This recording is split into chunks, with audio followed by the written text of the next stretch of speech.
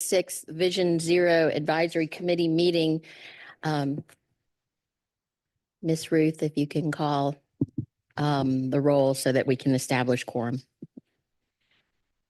At this time, I'm only asking those VZAC members attending in person to respond by saying here when I call your name. Alternates, please also state your name if you are attending on behalf of a VZAC representative. As a reminder, please press your microphone button twice to turn on and off. Bruce Rosenwig, Here. Mosey Abdurrahmanov, Ted Goodenough is excused. Joan Oliva is absent. Chris Dabros,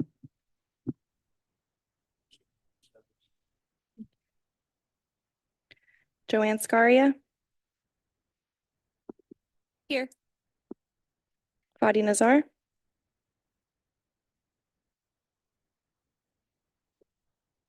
Ryan Mugridge. Here. JC Beery. Here. David Willock. Here. Daniel Duens. Here. Bruce Guyton. Here. Joelle Shaw. Christian Santa Gonzalez. Here. Joel Rosales. Jermaine Swaby. Here. Tim Crespo. Here. Clinton Williams. Here. Tracy Phelps. Here. Stephanie Thoborn. Here. Claudette De Los Santos. Catherine Wall. Here. Thank you. We have a quorum. Okay. Are there any additional modifications to the agenda? No, Madam Chair. All right. So the next item are the minutes from the December 5th, 2024 meeting. Are there any changes to the minutes as presented? I do have one change, which is on page 7 under where it's at the top of the page, it says Joanne Scaria. She references A1A to prosperity. And it would be clearer if we capitalized prosperity and said Prosperity Farms Road. Got it. Thank you. We know Palm Beach Gardens is prosperous. Thank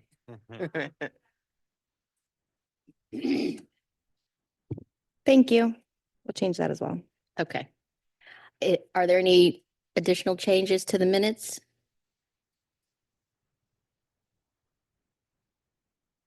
I'm sorry. Can you please use your microphone and repeat that? There it is. Okay. Thank you. Thank you. We'll change that as well. If we have no further discussion, do I have a motion to approve the minutes? So moved. Okay, Joanne, second. I'll second. Ryan, second. All those in favor say aye. Aye. Any opposed? All right. Okay. Now, any general public comments and public comments on the agenda items? There are instructions on how to provide public comments that are in the agenda. Staff, do we have any comments from the public? No, Madam Chair. Okay, so moving on. At this time, member comments, anything going on in your communities you want to share? Tracy?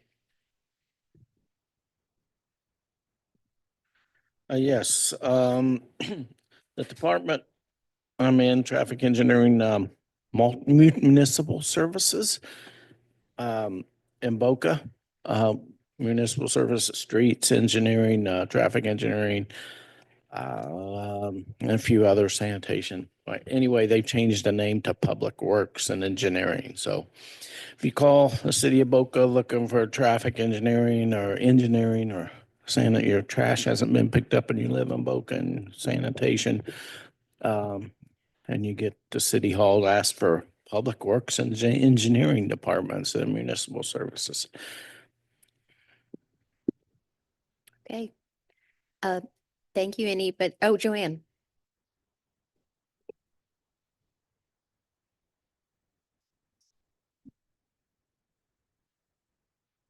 Okay, there we go. Okay, I wanted to highlight that the city held its annual Public Safety Day event on January 25th. We were able to provide a bicycle helmet giveaway thanks to the training that we received here in this committee. And it also included a pop-up traffic garden. It was a really nice, successful event.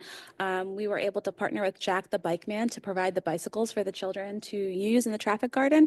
And a special thank you to TPA staff, Andrew and Melissa, who helped with the bicycle helmet fitting, and to Valerie for attending the event. It was a really beautiful day. There are a lot of photos of the event on the city's Flickr account, so those are available on the internet. And would just like to share that it was a really great event and appreciate the support that we received from the TPA. Thank you. Thanks. Catherine. Hi, I just wanted to share Kathy with Safe Kids Palm Beach County and the efforts of March for Bike Month. We have several events coming up. I'm sorry, Brian might mention we are coordinating with TPA, Roger Dean Spring Training, a bike helmet fitting event. Last year we did it. We had a blast. The old men had more fun than the young kids, I think, getting their helmets fitted. So that was fun. I also wanted to share another one. We're working with Boca Woods Country Club, which I thought was very interesting. Their homeowner, their association reached out to us, and they have made an internal ruling that all residents, regardless of age, must wear a bike helmet in their community. Didn't go over very well. So in March, we're doing a bike safety event with them. We're providing some bike safety education as also helmet fittings for all residents who ride bikes. We also have an event in Westgate in March, bike helmet fitting. Lake Park has reached out to us. They have a tour de Lake Park. So if you're interested in learning about the lovely city of Lake Park, they have a great bike ride on the 22nd of March.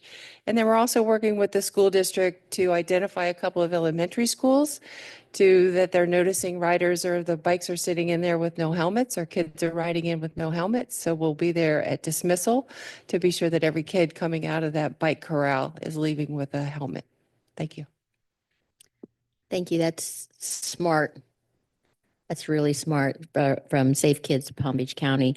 I had a couple of things that I wanted to share. One is New Year's Day, the US 1 bridge in Jupiter opened 1 lane each way. It was huge for the region because we've been traffic has been rerouted through alternate A1A and then back around to A1 to US 1.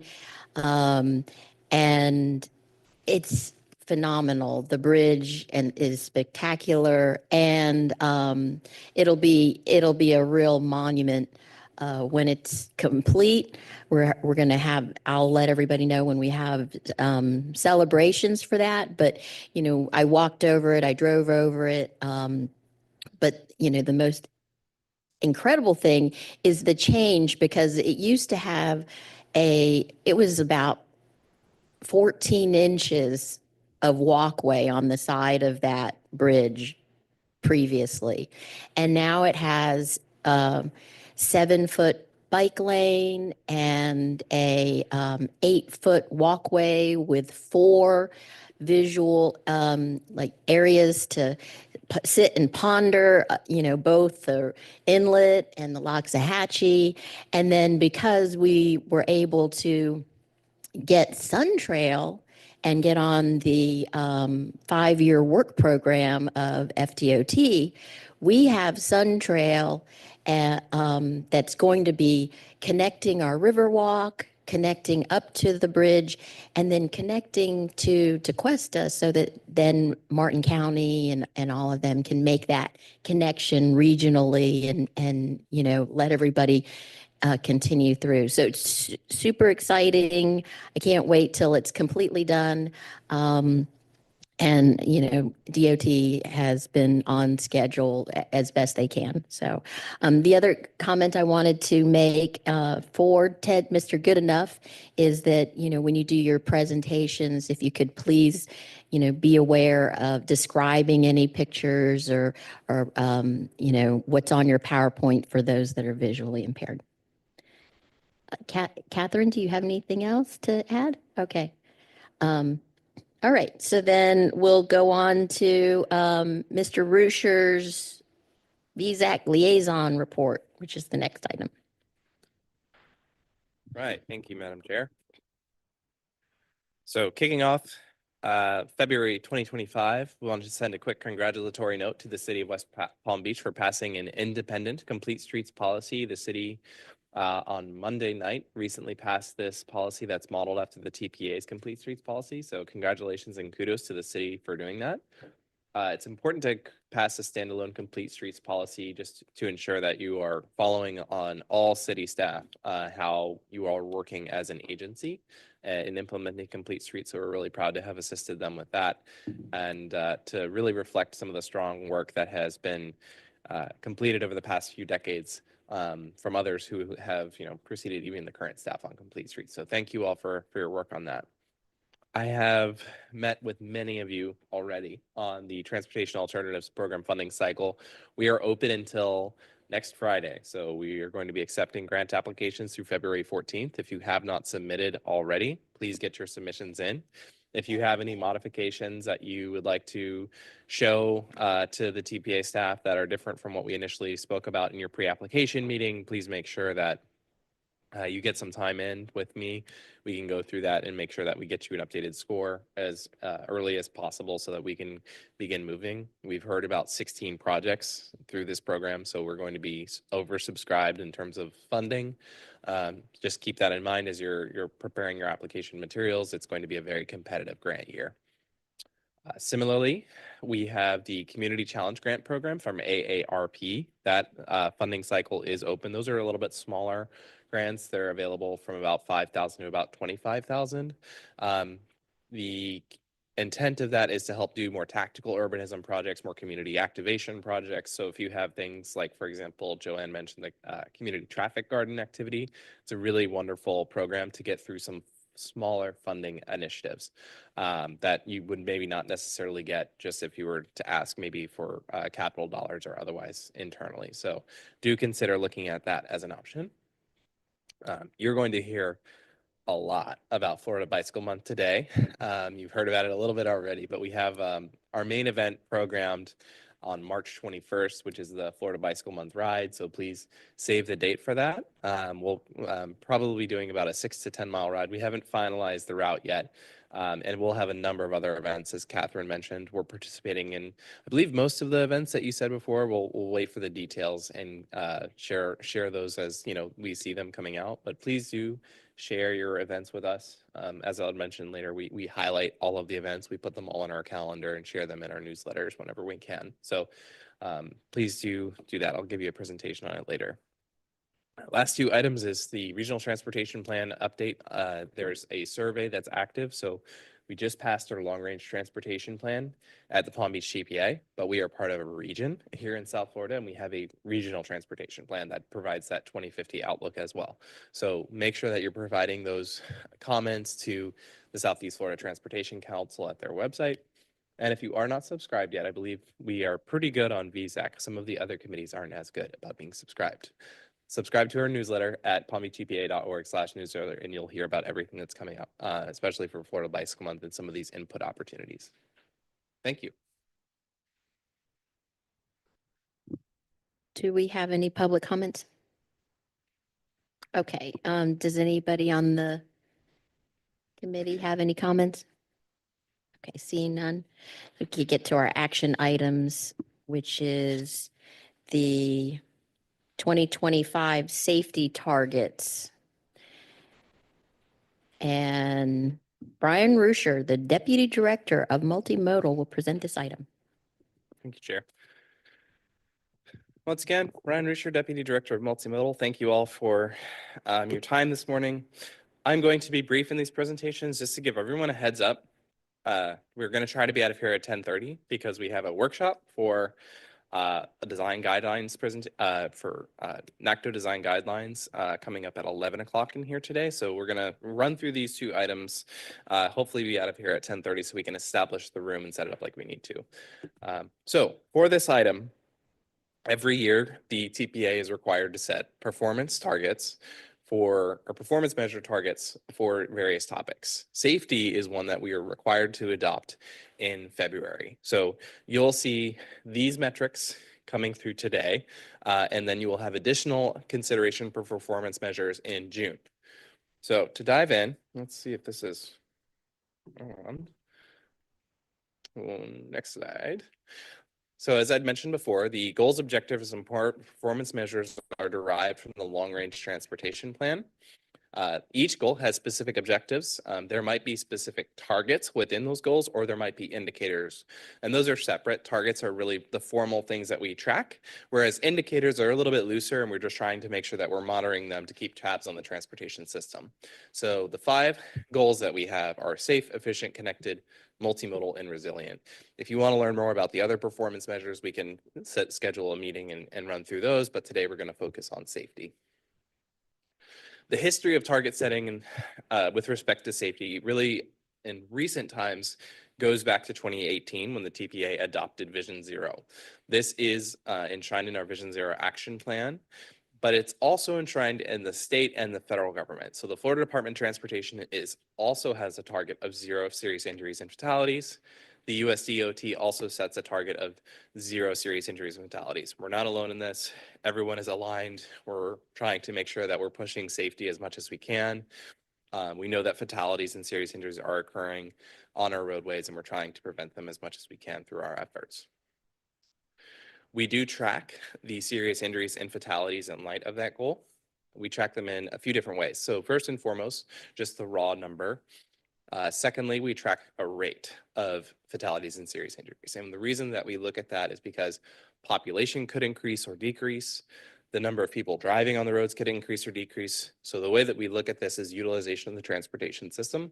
And that's typically measured in vehicle miles traveled. So how the rates of fatalities go up and down will vary, but this helps to establish a better understanding of the trend and where we're going. We also track and set a combined target for 0 non-motorized fatalities and serious injuries. So how are we doing? In terms of safety performance, there is a table that's laid out on the screen. So on the left column, you see our performance measures, and then you see 2 5-year time bands, the trend, and the proposed targets. Starting off with fatalities, we measure and look at these fatalities in terms of the 2 to 5-year timeframes, because looking at the data year over year and just looking back at what happened last year and comparing it to this year isn't that best practice. We try to look at what we call a 5-year average to give everyone an idea of what's happening in the previous 5 years and the immediate past 5 years. So 169 people were killed on our road system in between 2014 and 2018 annually on average. Between 2019 and 2023, 200 people were killed. So the trend is obviously going up. On average, we're killing about 200 people on our roadway system in Palm Beach County. Now, if you look at the rate of fatalities compared to vehicle miles traveled, that is also trending up. So that's the reason why we look at the 5-year time frame. We want to understand not just the year over year, but we want to understand how that trend is working long term, and then also what the rate looks at and track both of those in comparison. So we are trending upwards in fatalities. For serious injuries, this is trending down in both the rate and the raw number over the time bands. So over 2014 to 2018, about 1,107 people were killed on average, and that's why there's a decimal points, because they're an average. Whereas in 2019 to 2023, 879 people were injured. This corresponds with a rate that also went down from 8.05 to 6.39. So trending downwards in serious injuries, but we're trending upwards and fatalities overall. We could debate what the merits are of that. At the statewide level, the Pedestrian Bicycle Safety Coalition has many conversations on things like vehicle size, because people are being impacted in different parts of the human body. And the healthcare district does a really great presentation, which we're going to ask them to make here, that more organs are being impacted when you get into a crash because of how high the hoods of vehicles are now.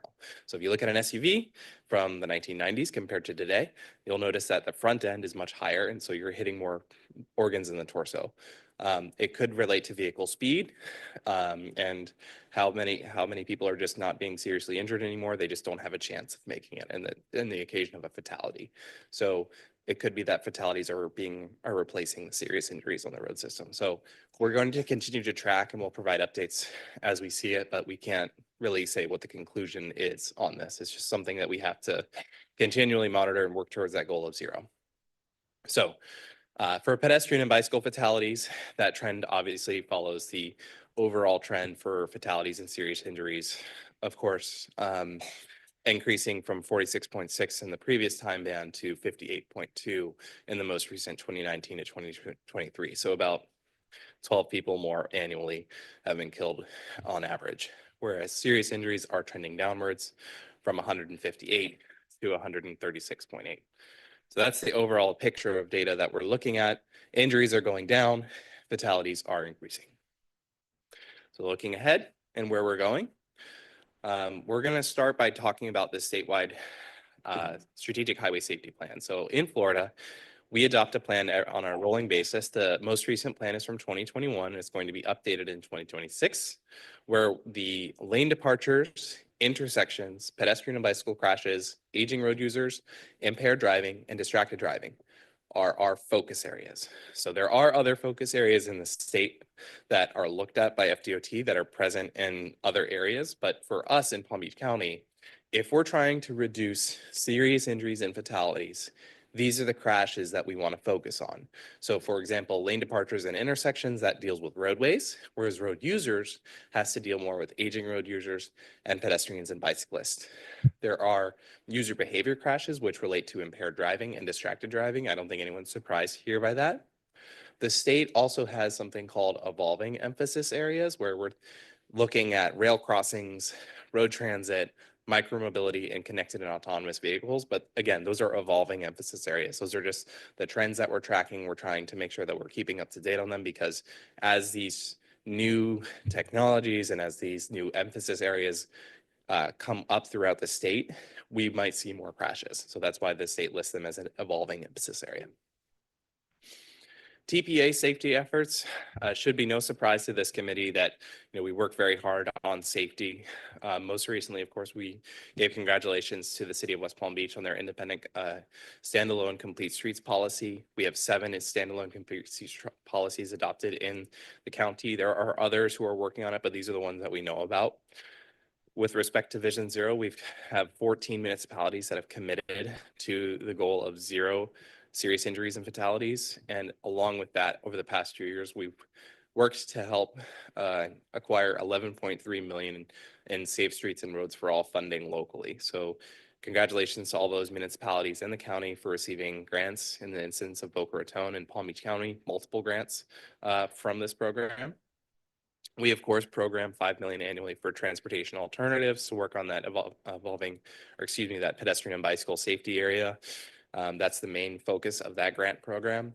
And then lastly, we probably participate in 40 events. I mean, I'm going to guess that might even be up to 50 as a staff. And there's only so many of us at the TPA. I mean, we're an agency of about 15 people serving a county of about 1.5 million. So we're trying to get out into the field as much as we can to promote safety. Obviously, we have a ped bike counter program that's still ongoing, and working at the statewide level, traveling throughout the state on a quarterly basis to meet with all of our partners and talk about issues and how to resolve them. So we are, I want to say, at the forefront in Palm Beach County, trying to help as many as we can, even though we don't own or operate any roadways. Lastly, I just wanted to provide an update on the Vision Zero action plan. We are going on an update, and we expect a committee presentation to happen in June, where we'll have a little bit more information about speed management, an updated high injury network, and data dashboard. We're also updating this program to try to find a nice incorporation of the Safe Streets and Roads for All program requirements, while also, if there are any changes with respect to federal safety programming, reflect those in the Vision Zero action plan update by June 2025. So stay tuned for updates in that program. And with that, I'd like to conclude my presentation and ask for a motion, please.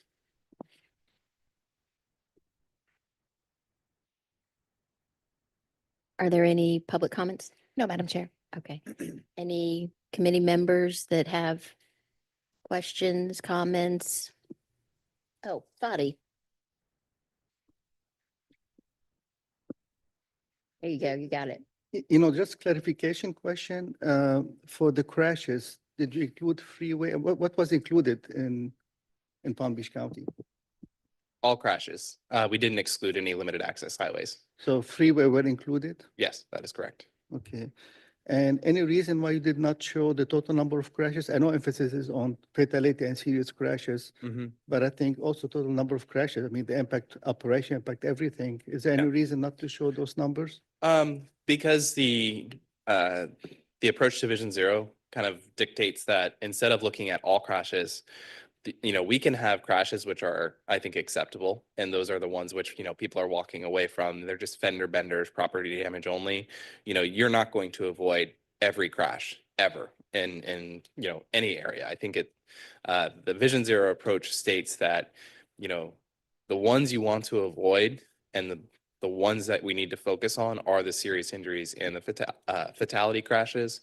So if we focus on those and we can keep families together and ensure that we emphasize those areas first, that will be the ones that are most important. So we could show those, and we have the data to look at it. But I think that property damage crashes are important to keep an eye on, but for what it's worth, they're not the ones that are the most devastating. So we don't generally show those because of the Vision Zero approach.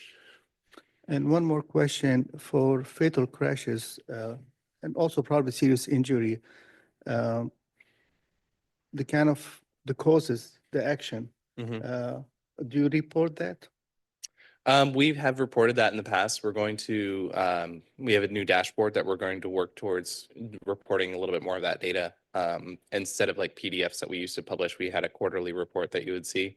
We're now just going to take that data and update it monthly and push it to an online dashboard, and you'll be able to see crash characteristics, human behavior characteristics, like everything that we can get from the state, from Signal 4. We'll put it into a way that you can sort it by jurisdiction. You can, do queries on it, and so that you'll have that a little bit more readily accessible rather than having to go through Signal 4 analytics.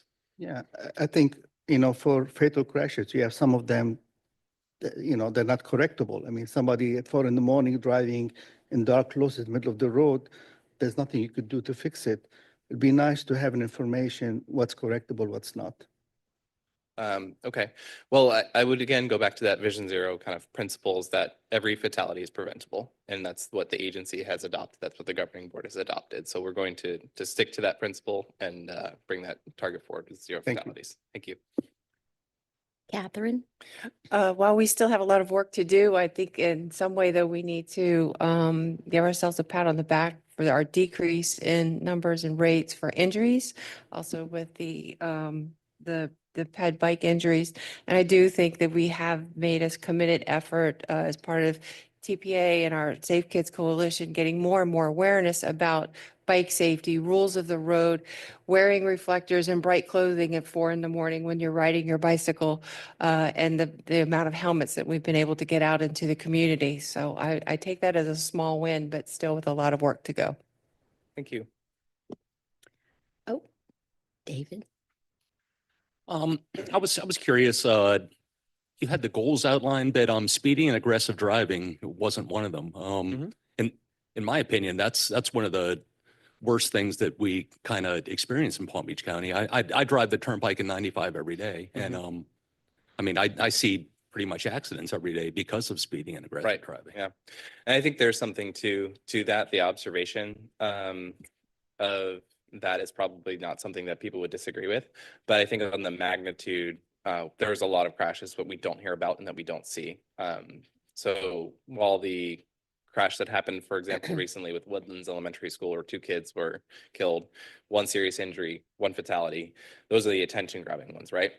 But there have been a handful of crashes that have occurred since then, which are serious injuries and fatalities that, I agree that the roads that we drive, we see them, but we have to be careful when we look at this data. And what the state does is they take that, they look at the emphasis areas, and they give us the raw data.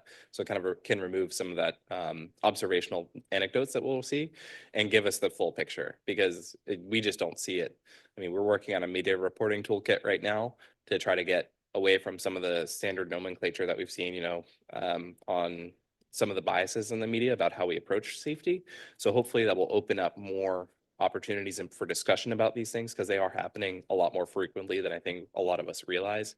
But you are correct. It absolutely is something where you probably are observing those characteristics, but those are also something, and maybe is it Lieutenant Mugridge could talk to? I mean, speeding and aggressive driving is something where it's also hard to capture post crash. I mean, we can do analysis, but I don't know if it's always reflected in the crash statistics per se. And it probably is something where near misses is more present than we realize too. I kind of think in this day and age with so many cameras being installed in people's cars. I remember a few years ago, they were advertising on TV an aggressive driver hotline.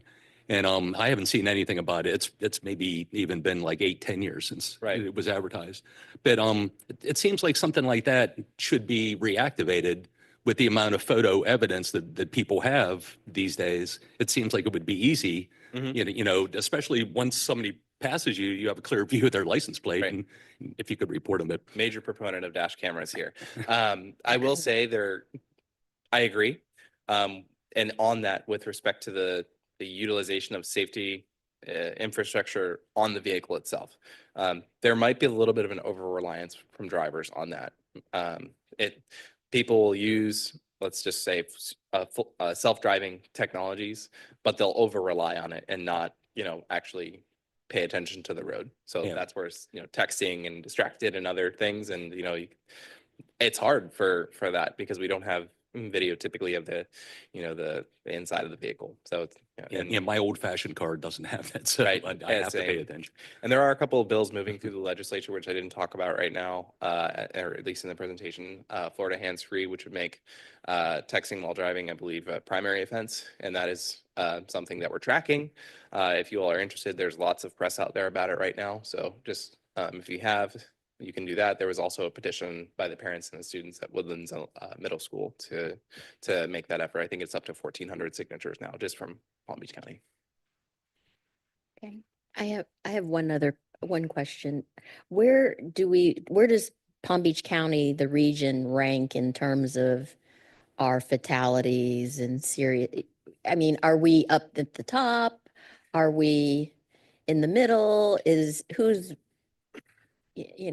Who's worse than us? That kind of idea. We'll get that data and we'll send it out. It's something where I'd want to normalize it probably by population or vehicle miles traveled. And I think we have the spreadsheet from the state. So it'll give us like the top 5. I think we're in the top 5, if I'm not mistaken. We've been ranked in the region number 1 for or excuse me, we were ranked number 1 for some time. We're now ranked number 2 nationally for our metropolitan, for our state. We were 14th, I believe, for the national statistics. So I'll have to pull some of that numbers and I'll send it out to the committee. This year so far, we're number 2 in the state of Florida for speed and aggressive driving, number 1 for age-related driving. And I have to pull the stats from FDOT, but we did go down. We were number 1 last year in speed and aggressive driving. Now we're number 2, but I can tell you, Sheriff Bradshaw, we have the new speed and aggressive driving unit out. You don't see us, we're in Mustangs, Chargers. They're on the highway, they're in the county. So we just implemented that program. There was a little hiatus after the 3 deputies were killed recently out west. We're reorganization and trying to get back on our feet, but they're out there now. So you'll see that out there. We did just get with Palm Beach County, give them a statement of approval to move forward with speed cameras for school zones. And correct me if I'm wrong, Fadi, I think there's about 180 school zones. I don't know how many will go forward. I know Wellington's doing it. Lake Park's looking at it, Loxahatchee Grove. So those cameras stay on through the duration of the school. It's not just a school zone when the lights are flashing. It's all day when school is in session. So that will help us also capture. They do I don't know what the megapixels are, but I know they give us the 24-hour video to be able to capture incidents. They have tag readers and as well as, so that speeding should help us reduce some of the speedings within the school zone. So thank you for that. Yeah, thank you. And thanks for being on our committee because we've been missing that boots on the street kind of mentality to this board. You know, you're out there seeing it and we appreciate that input. We thank you. And I apologize for missing the last few. It's just those three deputies were killed were actually my guys. So we do appreciate the support. A lot of the cities here also support us, the sheriff's office. So we do appreciate it. It was just between that and dignitary movements we have, it's been a long, we had 77 days straight without any days off. So well, we appreciate it. Yeah, thank you. Fadi? Yeah, I think Captain covered all the point I wanted to mention, but I want to add one thing, despite the fact, with the officer being killed with, all the duty they have to do with, with political, the politicians coming and going. He's been always responsive to every request I sent to him. I mean, I cannot thank him enough for really the coordination we have. It's just amazing and exemplary. Thank you. That's why we're here, right? To get together, talk about it and do something. So, do we have any other questions, comments? If not, can I get a motion to approve? I'll make a motion. All right, I'll second it. Ryan first, Christian second. All those in favor say aye. Aye. Anybody opposed? Good. Okay, the next item are information items about Florida Bicycle Month. All And right. Brian's gonna wrap that up for us. Yep, we have a very exciting time coming for Florida in March 2025. Fun anecdote for those of you who do not know, National Bicycle Month is celebrated in May. Florida celebrates it a few months early because it's just a much better time to ride a bicycle. So we are excited that in March 2025, we're going to be pushing the bounds on the events that we're going to be participating, the number of local governments and organizations that are going to be celebrating Florida Bicycle Month. So to start off, we have our TPA bicycle ride. Anyone is welcome to come and participate in this. It's a really wonderful experience to go out and test out a lot of the infrastructure that's immediately surrounding the city and the TPA offices. So please save the date for this. And we'll have a lot of events programmed throughout the month of March. This is just one of the the key ones that we work to plan, but we've already heard a lot about other events that are from our partners, and we're excited to test a few more out this year, kind of going out into the county, maybe hosting a more remote bicycle ride for staff to try and ride some of the new protected infrastructure, either on one of the new protected bike lanes, I won't say which one, in Palm Beach County. So with that, we have had Florida Bicycle Month celebrated year over year. We've increased the number of proclamations. We're not up to every municipality in Palm Beach County, but we have had 25 local governments passing proclamation in celebration of this. We did have the Boca Raton Bicycle Club and Safe Kids Palm Beach County both passed a proclamation. So thank you both, and we look forward to seeing those proclamations coming out again.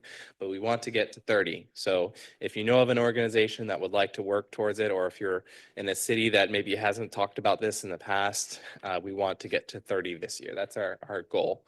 So please help us reach that. If you don't already have the proclamation, check your inboxes, because our multimodal planner, Sol Tangvik, has already provided each committee member from the TAC and the VZAC with a draft proclamation for municipalities. We can adjust it if anybody needs a little bit of a modification on the private side.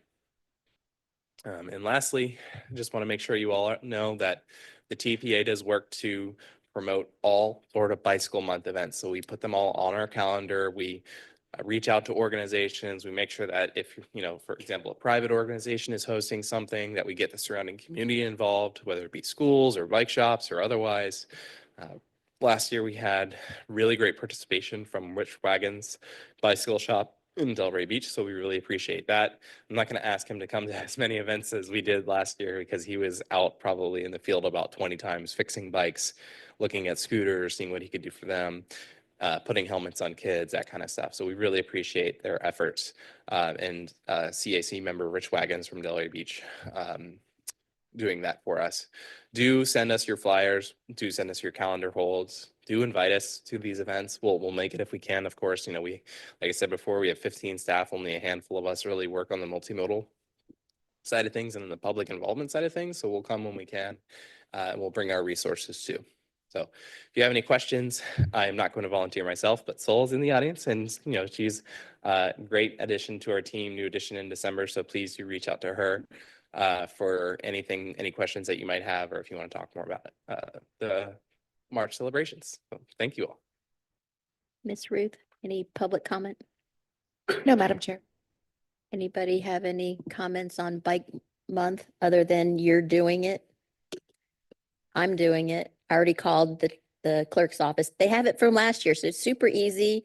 You get the clerk's office to do it. We do And- update the mileage every year, so just make sure that you're checking that. And Okay. there's some other minor things. So we- Okay, We okay. make sure you check the template. You know, we build a couple of miles of bike lanes every year, so we try to Okay. keep that current and fresh with that data. We will do that. Any other comments from the committee? Okay. Then the next item is administrative items 4A through 4C. They're for information only, and there's no staff presentation unless someone requests it. Are there any public comments on the informational items? No, Madam Chair. Okay. So then the next meeting is March 6th Correct. and 2025. And if you're prepping to come tomorrow to the Safe Street Summits, I'll see you there. All right. All right. And have a good day. Meeting's Thank you, adjourned.